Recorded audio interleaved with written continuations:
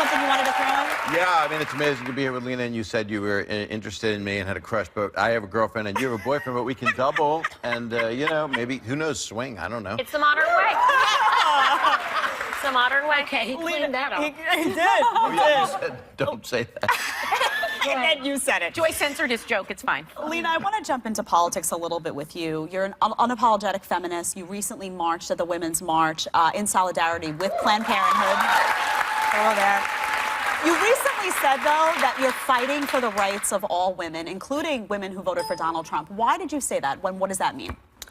I think it's really important to remember that it is an incredible problem that 53% of women in this country, 53% of white women in this country voted for Donald Trump, which means that they're not only voting against the interests of their sisters, of women who may not look like them, who they may not understand, but whose rights are just as important, but it's also remember that they are, in that case, voting against their own best interests. And to me, a part of feminism is, it's almost like being a parent to a teenager where they're so mad at you, they think you're such a piece of crap, and you're like, I know you hate me right now, but I love you, and everything I'm doing is because I love you, and I want us all to be safe. But those women, in to their defense, believe that he's going to bring back jobs, a lot of them, because they're voting for their husbands and their family. How do you respond to that? Well, I think what's really hard is, obviously it pains me as, you know, a Caucasian woman to think about how many women didn't think about women who looked different or had different life experiences than them. They didn't look outside their own backyard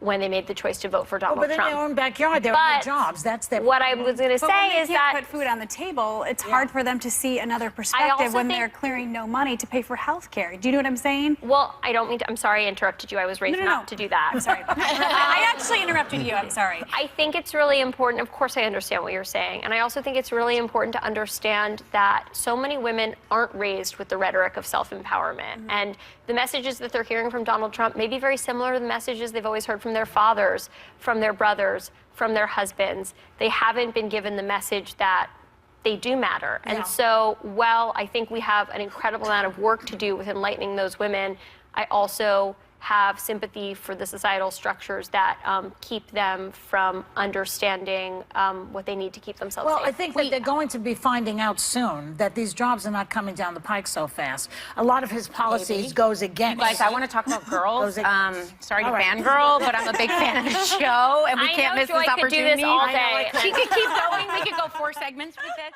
But